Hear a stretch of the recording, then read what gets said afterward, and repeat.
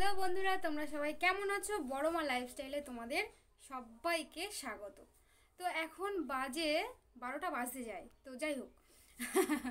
তো আমার তো দিন চলেই যাচ্ছে, আর জানোই যেমন সকালে আসি তেমনই সকালে এসেছি আজকে। আর কাল আমি পড়াইনি বলে, আর শনিবার তাও আমাকে পড়াতে হয়েছে, তার কারণ কাল পড়াইনি বলে তার পড়ানোটা আজকে পড়িয়ে দিয়েছি। দেখো, আমি ছুটি করলে সেটা আমি পড়িয়ে দেবো, কিন্তু স্টুডেন্টরা ছুটি করলে সেটা আমি পড়াবো না, সেটা ওদেরকে বলা থাকে। তো যাই হোক, তো ওদেরকে পড়িয়ে ছুটি দিয়ে স্নান করে ঠাকুর পুজো দেওয়া হয়ে গেছে। আমি একটু যাব একটা জায়গায় বাবার সাথে, আমার বাবার সাথেই যাব। তো তোমাদের সাথে একটু বকবক করে নিই তার আগে।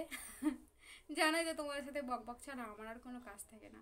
সকালে ওদেরকে পড়ানো, আর তারপরে হচ্ছে কি ঠাকুর ভোগ দেওয়া, তারপর ঘর গোছানো, তারপর আমার পুচকুবারকে আদর করা, ব্যাস আমার সব কাজ শেষ তারপর। তো চলো, একটা জিনিস তোমাদেরকে দেখাবো। এটা হচ্ছে আমার বরের ওয়ালেট, ঠিক আছে? এটা আমি ওকে 2015-তে গিফট করেছিলাম। ওর 13ই মার্চ ওর বার্থডে, ঠিক আছে? 2015 ওকে আমি এই গিফট করেছিলাম এই ওয়ালেটটা। তো ভীষণ খুশি হয়েছিল, মানে এত খুশি হয়েছিল না, এটা আমি যখন ওকে গিফট করেছি, এটাকে নিয়ে বলছি, তুমি আমাকে এটা গিফট করলে, খুব ভালো একটা জিনিস গিফট করেছো, যেটা আমি সব সময় ব্যবহার করতে পারবো, মানে সব সময় ওর কাছে থাকতো। আমিও সেরকম ভেবেচিন্তে এটা ওকে দিয়েছিলাম। তো আমার বরের ওয়ালেটটা দেখো কত কিছু রেখেছে, এখনও আমি এসব সবই যত্ন করে তোলা আছে। দেখো, যত 15 দিনের টাকা, ঠিক আছে?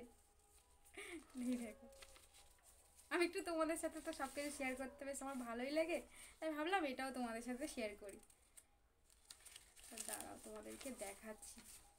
আমার শুনতো বাচ্চার কুচকু কুচকু বড়, আমার কুচকু বড় আমার। এই দেখো, 15 দিনের 500 টাকা, দেখেছো?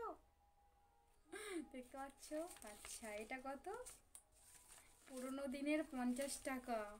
আমি আমি কোনো দিনই এগুলো খুলে খুলে দেখিনি, জানো, কোনো দিনই খুলে দেখিনি, আজকেই সবে দেখছি। ঠিক আছে, আমি জানি ওর ব্যাগে পুরনো টাকা আছে, কিন্তু এগুলো সব একসাথে করা ছিল, তো আমি কোনো দিন দেখিনি। যাক, এটা 15 দিনের 100 টাকা, 50 টাকা। আচ্ছা, এটা হচ্ছে 15 দিনের 100 টাকা, দেখতে পেয়েছো? কেন রেখেছিলে? কি আর কি কারণে রেখেছিল জানি না, ভালোবেসে রেখেছিল। এটাও 15 দিনের 100 টাকা, দেখো, এই দেখো, দেখেছো? আমার সোনটা পুচকুর টাকা বাবা যেমন ছিল তেমন থাক, না তো আমার আবার বকে দেবে। আমি একটু দেখাচ্ছি বন্ধুদের, ঠিক আছে? যাই হোক, যেমন ছিল। এই 50 টাকাটা মনে হচ্ছে এখনকার নাকি, এই 500 টাকাটা তো সেই যখন আর চললো না। যাই হোক বাবা, 1,000 টাকা তার থাক, আমার হাত দেওয়ার, তাহলে খুব বকবে আমার 1 টাকা এদিক ওদিক হলে। আচ্ছা, যাই হোক, এটা ও এইখানে রাখতো সবসময়, এই জায়গাটায়, এই যে।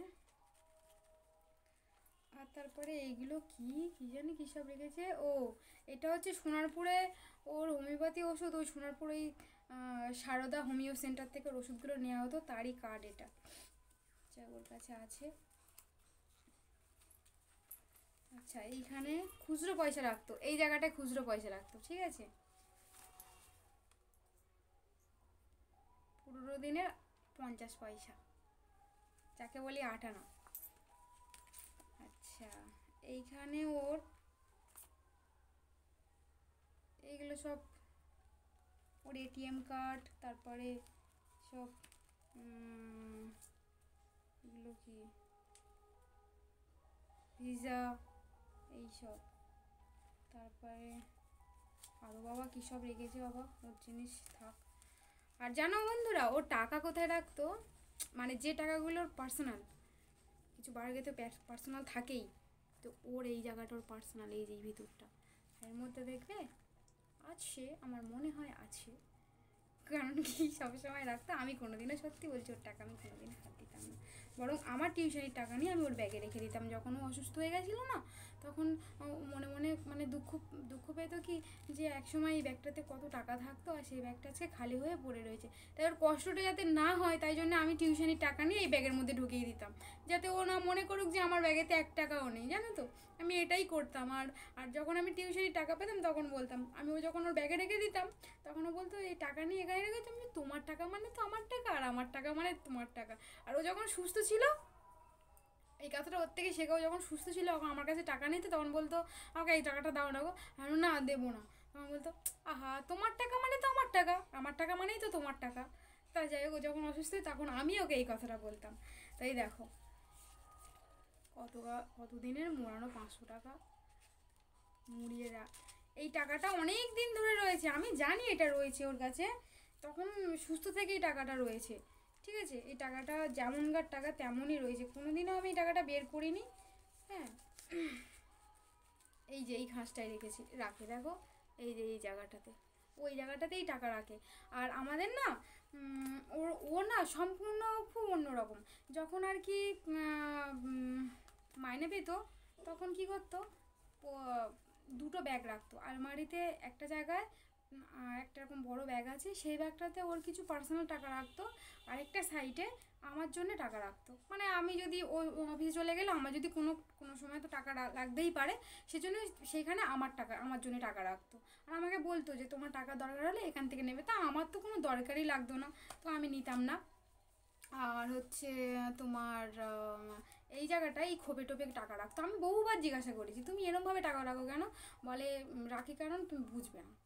আমাকে কোনোদিনও বলিনি এরকম বলতে, রাখি কেন বুঝবে না। আমার মনে হয় কি বলতো, সবসময় এইখানে টাকা রাখতো, আর এইখানে হয়তো কোনো সময় মানে এইখানে টাকাগুলো হয়তো বাইরে কোথাও টাকা বেশি দরকার পড়েছে, তখন হয়তো এই টাকাগুলো তোকে বের করে ম্যানেজ করতো। আমি এটা গেস করেছি, কিন্তু আমি কোনোদিনও বলি না, আমি কোনোদিন জোরও করি না। আমি শুধু জিজ্ঞাসা করেছিলাম যে তুমি এইখানে কেন টাকা রাখো, এর ভিতরে ঘাসের মধ্যে কেন টাকা রাখো, তো আমাকে এটাই বলেছিল। ঠিক আছে, তো যাই হোক, আমার পুচকুর ব্যাগ, এটা আমার সন্টু পুচকুর ব্যাগ। বলছি না ওর কোনো জিনিসই আমি ফেলিনি, কেন ফেলবো বলো, আমার সন্টু পুচকুর ব্যাগ আমি কোনো জিনিস ফেলিনি, কিচ্ছু ফেলিনি।